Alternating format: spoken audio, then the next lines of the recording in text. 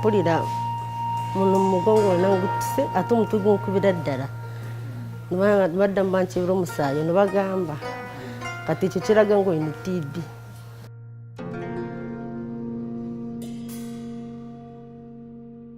Kati nze nali nyize kunkebera siriimu nebangamba siriimu tekimala ensi ye mulago nebansanga ndi mulwadde wa TB.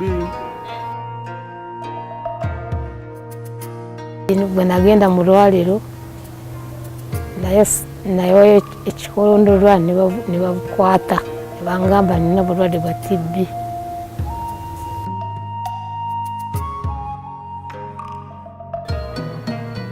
Nasooka okukeberebwa ku bulwadde nga nina obulwadde bwa AIDS. Oluvannyuma omwaka nga gumu nenzuulwa nga nina TB.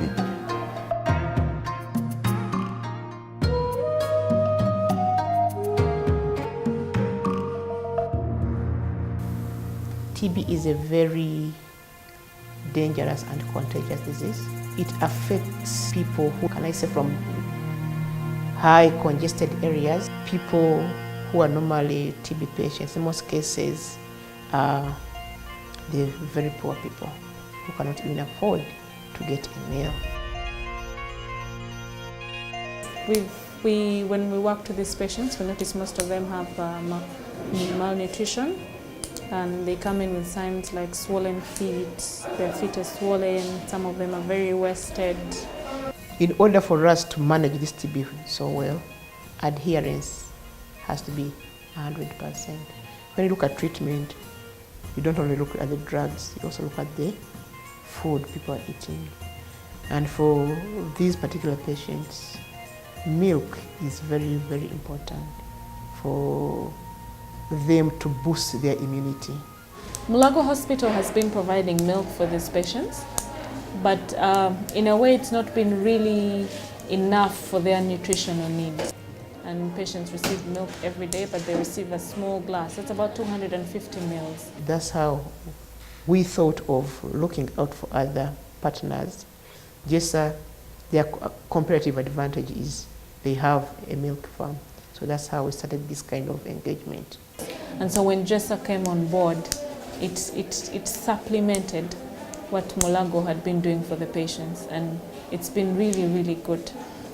Now that Jesa came in, for us it was timely for these patients, and we have even seen our patients within this month. At least they're happy.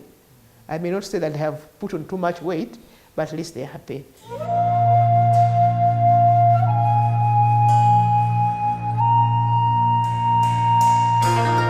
Oluvannyuma lw'okujjanjabwa TB n'agaana. TB n'abanga eddagala lye terimusobodde alinzeeko n'ensindikibwa wano. Okutuukawo natuukawo omwezi gwa Novemba. Amata ga Jesa ne ngafuna ku nnaku z'omwezi zaliwa wakati wa 18 ne natandika okuganywako bwenti. Era enkyukakyuka ogiraba okusinziira nga bwe nali. Kuba amaanyi ninamu. Nsobola okwekolera obulimu wakati ng'okweyolereza ku bugoye, kuleeta akabinika ne nefumira ku caayi. Kati nze nali nyize kunkebera siriimu nebangamba siriimu tekimala ensi ye mulago nebansanga ndi mulwadde wa TB. Nentandika eddagala bampa ekitanda nentandika eddagala nemira nalinda kaweza ennaku nga 3 awo nagenda okulaba Jesa ng'ekoze eki enkubako ettu ly'amata nentandika okujja nga sirina maanyi nga nywa amazzi meereregera ninnyo oluusi n'amajjaani nga tegalimu ne sukali temu. Jesa nengamba gira omulirako awo ne bampa amata n'essaawa zino gagana genywa. Katona byandu kusitana ninda batandise okutugabira amata. Ati nze siddamu gafumba nga nywera awo ndi bunganywa ganjisa tapatayiti. Njagala kulya buli ssaawa watukunywa buli ssaawa n'ebintu ebirala. Since 2 months ago, when we started receiving the Jesa milk, there's been drastic improvement in most of the patients. One of them had nutritional edema, that is the swelling of the feet, protein malnutrition.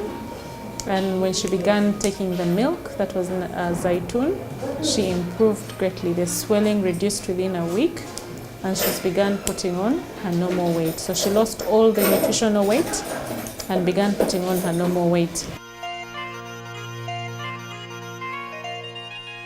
The way we're appreciating is by giving back to Jesa. And the way we are giving back, we can only give back what we have. And what we have is the technical capacity to sensitize Jesa employees on the dangers of TB. And for those who are found to be having TB, to facilitate the process of them getting linked to the facilities where they can get treatment.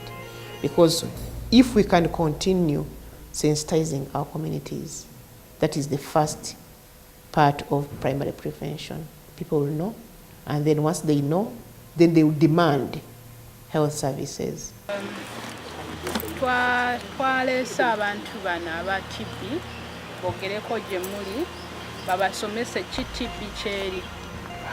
Ne tulowooza nti nno ffe nga Jesa engeri okusinziira ku bintu bye tukolamu tujja kufunamu. N'olwekyo twalowooza nti katweyambisa omukisa guno twefiirize essaawa zino ezimu abakulu bano bajje boogere naffe okutunnyonnyola kubanga ffenna ebimu tetubimanyi. Ate era twali tubasabye kwa ekisooka ekikulu baali baagala kujja kwogera bwogezi naffe. Naye ne tubasaba nti okwogera kirungi naye watya nga waliwo omuntu ayagala okwekebeza, ayagala okumanya n'ebigenderako, kyensuubira nti ndowooza babadde babikolako. Bwe tunula wano akafaananyi kano b'emikwano, kano akasooka omuntu bw'obeera ng'olina TB mu mubiri, kano kafaananyi munda mu mubiri gwo kalimu yero, kiraga nti olina TB. Bwe twakulanga bagamba nga TB w'omawugwe, taata agambye nti TB bulwadde bw'akafuba. Naye kye njagala okubategeeza ab'emikwano lwaki tuleese omusomo guno, ku ssaawa eno TB ku mubiri gw'omuntu alekako bitundu bino bisatu. 1. Alekako enjala zino. Namba 2, enviiri zino. Namba 3, amaanyo. Naye awatali ekyo, buli kitundu kyonna ekiri ku bulamu bw'omuntu ku ssaawa zino TB akwata.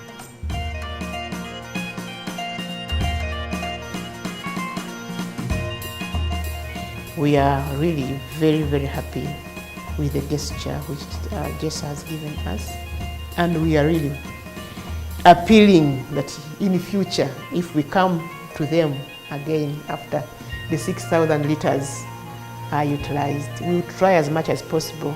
Like for instance, whenever these patients get the milk, sign off that I have received, so that for accountability purposes, we would give them, say, this is how we have used your milk.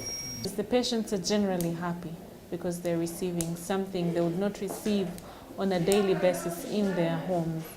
And it's improved greatly on their adherence in the way they are taking the medication. Because when they're food is medicine, okay? And so they are doing much better with the milk that they're giving them. The other thing is for the patients that had malnutrition, the protein energy malnutrition. And some of them came in with signs of protein energy malnutrition like swelling of their feet, what we call nutritional edema.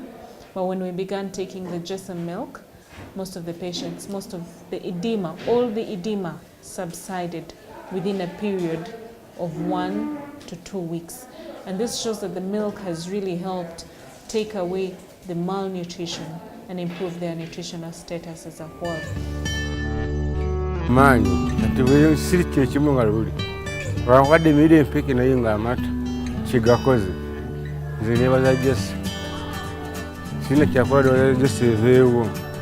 Kubanga tisitabiwa mazzi, nywako matono naye nga kamuja amata amaze okuseera. Buli lunaku hafu paipu y'amata.